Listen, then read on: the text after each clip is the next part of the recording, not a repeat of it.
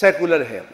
Establishment اپنے فکری اعتبار سے، ساخت کے اعتبار سے، مجموعی اعتبار سے، اسٹرکچر کے اعتبار سے، انسٹیٹیوشن کے اعتبار سے اس کے جو کمپوننٹ ہیں وہ سیکولر ہیں۔ افراد کی بات نہیں کرتا، چند افراد کئی اچھے بھلے ہر جگہ مل جاتے ہیں، لیکن ہم کلیکٹیو سسٹم کی بات کرتے ہیں، لہذا یہ سسٹم بہت بڑی رکاوٹ ہے۔ لہذا اس سسٹم میں آپ ہمارے ڈاکٹر اسرار احمد صاحب کو بھی صدر پاکستان بنا دیں تو یہ بھی فیل ہو جائیں گے، کسی اور شیخ الکل کو بنا دیں تو وہ بھی فیل ہو جائیں گے، تب تا وقتے کہ ان کو اپنا انجن لگانے کی اجازت نہ مل جائے، اختیار نہ مل جائے کہ جو نظام یہ نافذ کرنے جا رہے ہیں تو اس نظام کو چلانے کے لیے جو انسٹرومنٹ ہے، امریکہ میں یہ ہوتا ہے کہ بنیادی اسٹرکچر ہوتا ہے لیکن ایک پریزیڈنٹ آتا ہے تو وہ اپنی ٹیم لے کر کم از کم آتا ہے، جو تبدیلیاں لاتا ہے، بنیادی تبدیلی تو نہیں ہے۔ تو ایک بنیادی خرابی یہ ہے۔ اب سوال یہ ہے کہ ہم کیسے لائیں؟ ایک نظریہ یہ تھا کہ جی بندوں کی اصلاح کرو، چنانچہ تبلیغی جماعت نکلی۔ اب 150 سال میں یا 250 سال میں کتنوں کی اصلاح ہو گئی ہے؟ پھر وہ سفید پگڑی والے تھے، پر ہمارے ہرے پگڑی والے دوست نکلے، ان کو بھی 30 سال ہو گئے ہیں، تو انہوں نے کتنے بندوں کی اصلاح کر دی؟ ہمارے ڈاکٹر صاحب کا بھی نظریہ یہ تھا کہ یہ اس سیاست کی گندگی میں، سیاست تو ویسے فساد نہیں ہے کیونکہ سیاست تو سنت انبیاء ہے۔ حدیث پاک میں کہ کانت بنو اسرائیل تسوسہم الانبیاء، کہ بنی اسرائیل کی سیاست رانی انبیاء کرام کیا کرتے تھے۔ اب چونکہ آج کل ہمارے ہاں عیاری، مکاری، فریب، خیانت، لوٹ مار اور سیاست ہم معنی ہو گئے ہیں، لہذا سیاست ایک گالی بن گئی ہے۔ تو شریف آدمی کو اپنی صفائی کے لیے یہ کہنا پڑتا ہے کہ میں سیاست میں نہیں ہوں۔ تو اصل سیاست تو مقدسہ ہے، اصل سیاست تو متبرکہ ہے، اصل سیاست تو انبیاء کرام کا مشن ہے، اصل سیاست تو وہ ہے کہ جس کے ذریعے اللہ کے رسول نے اور ان کے خلفاء نے اسلام کو دنیا کی سپر پاور بنا دیا۔ تو اس لیے جب کبھی بات ہوتی ہے تو سیاست جو موجود ہے۔ اب میرا یہ خیال ناقص ہے۔ اچھا، دوسری بات یہ ہے کہ تبلیغی جماعت یا دونوں قسم کی، ان کو قبول کیوں کیا گیا؟ اس لیے کہ نظام کو کچھ نہیں کہتے، ظالم کو ظالم نہیں کہتے، قاتل کو قاتل نہیں کہتے، مفسد کو مفسد نہیں کہتے، لٹیرے کو لٹیرا نہیں کہتے، لوگوں کے حقوق غصب کرنے والے کو غاصب نہیں کہتے، سب کو جنت میں لے جاتے ہیں۔ اس لیے ضیاء الحق کے زمانے سے یہ حکمرانوں کا طریقہ ہو گیا کہ آخری دعا میں ضرور جاؤ، لہذا ہیروئن والا، دوسرا تیسرا، سارے کام، سود والے سب وہاں موجود ہیں کہ اس دعا میں شریک ہو کر جنت میں جائیں گے، پاک ہو جائیں گے۔ اگر یہ تبلیغی جماعت یا دعوت اسلامی بھی اپنے وقت کے ظلم کو ظلم کہے، فساد کو فساد کہے، مجرد فساد کو فساد کہنا آسان ہے، لیکن فاسد کو مفسد کہنا مشکل ہے، سمجھے؟ وقت کے ظالم کو ظالم کہنا یہ بہت مشکل کام ہے۔ نماز کی دعوت دینا آسان کام ہے، لیکن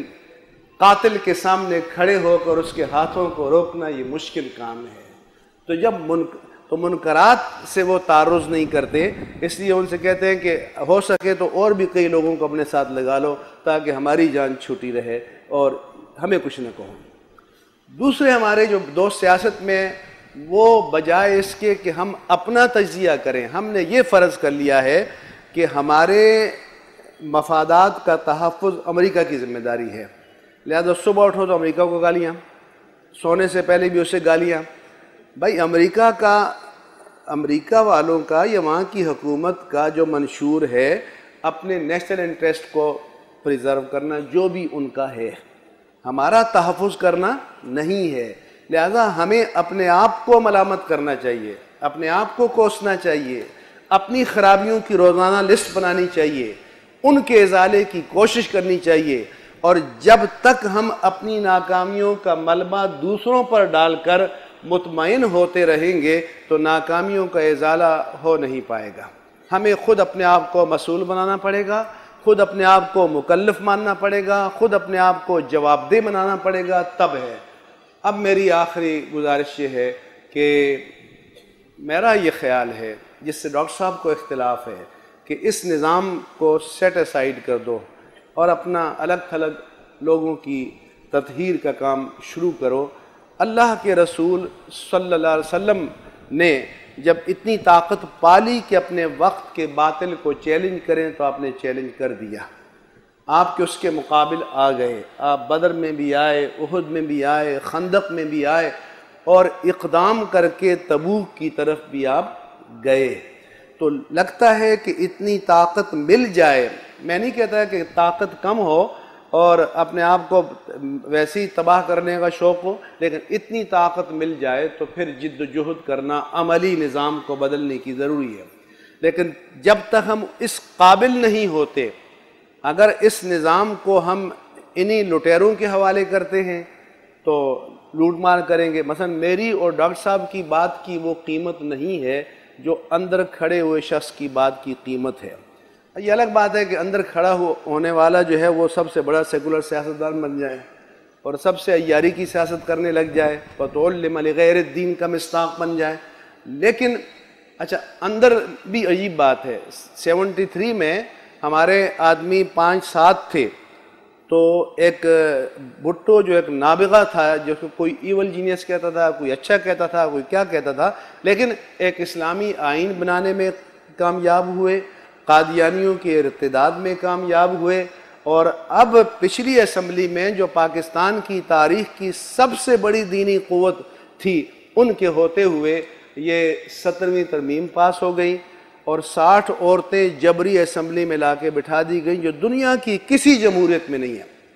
امریکہ میں نہیں ہے، برطانیہ میں نہیں ہے، ہندوستان میں نہیں ہے۔ اچھا پھر غیر مسلموں نے کہا کہ ہمیں تم نے دوسرے نمبر کا شہری بنا دیا ہے، ہم جوائنٹ میں جاتے ہیں، حالانکہ ہم چیختے رہے کہ جوائنٹ میں نہ لے جاؤ،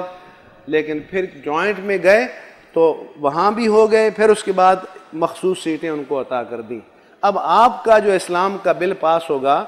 اس میں وہ بھی آپ کی مدد کریں گے تو شاید آپ کو مل جائے، نہیں کریں گے تو آپ کو نقصان پہنچا سکتے ہیں۔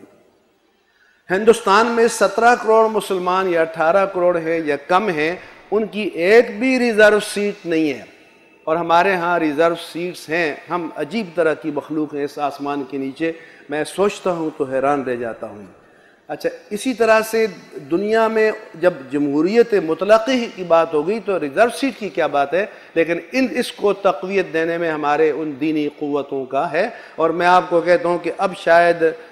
آئندہ 100 سال تک ان عورتوں کو اس ایوان سے نکالا نہیں جا سکے گا۔ کوئی انقلاب آ جائے تو الگ بات ہے، لیکن اس کے بغیر نکالنا مشکل ہے۔ تو میں اب بھی کہتا ہوں کہ اس نظام کے اندر جو تھوڑا بہت حصہ آپ لے سکتے ہیں، اس کو خالی نہ چھوڑیں، خانہ خالی را دیو گیرن، اور اس میں بھی اسٹرگل کریں اور باہر رہ کر بھی اسٹرگل کریں۔ باہر کی جد و جہد بھی جاری رہنی چاہیے، اندر کی جد و جہد بھی جاری رہنی چاہیے۔ ابھی یہ اس میں چیف جسٹس کا آیا ہے بحالی کا، عوامی طاقت سے بحال ہوا، لیکن یہ بھی ذہن میں رہیں کہ ایک اسٹیبلشمنٹ کا ایک جو مؤثر حصہ تھا اس نے رکاوٹ نہیں ڈالی یا اس میں اپنی مرضی کو غائبانہ ڈال دیا، تب ہوا ہے۔ اگر کوئی یہ سمجھے کہ ویسے ہی ہو گیا ہے تو اس غلط فہمی سے بھی ہمیں نکل جانا چاہیے۔ آپ نے جو اپنے لکھا ہے کہ فیڈرل شریعت کورٹ کے ججوں کو پرماننٹ کیا جائے، میرا مطالبہ یہ ہے کہ فیڈرل شریعت کورٹ کو ختم کر دیا جائے، اس میں علماء موجود نہیں ہیں، اس کا کوئی رول نہیں ہے، آج تک ایک بھی حد شرعی اس کے ذریعے نافذ نہیں ہو سکی۔ اور ڈاکٹر صاحب 30 جون 2002 کو جو سود کا ٹرن ڈاؤن ہوا تھا، اس کو یہ فیڈرل شریعت کورٹ شروع بھی نہیں کر سکی اور کبھی نہیں کر سکے گی، اور وہاں بھی وہی بندے لا کے بٹھائے گئے تھے جو یہ کام کر کے انجام دیں۔ میرے نزدیک متبادل یہ ہے کہ اب جب کہ شریعت کا وہاں سے مطالبہ شروع ہوا اور بندوق کے زور پر انہوں نے کہا کہ ہم نظام عدل کو نافذ کرتے ہیں، اگرچہ اس کی کوئی شرعی قانونی حیثیت نہیں ہے اب تک جو کچھ بھی ہے معاہدہ، لیکن میں کہتا ہوں پھر ایسا کرو کہ تمام درجے کی عدالتوں میں صحیح اور علماء پر قضات بٹھا دو انہی اختیارات کے ساتھ، اور کم از کم پہلے مرحلے میں قوم کو اختیار دے دو کہ اسلام کا فیصلہ چاہتے ہو تو ادھر آ جاؤ، اور لادینیت کا فیصلہ چاہتے ہو تو ادھر آ جاؤ، لیکن پھر ٹریک بدلنے کی اجازت نہیں ہونی چاہیے، کیونکہ یہ سوات مالاکنڈ دیر پاکستان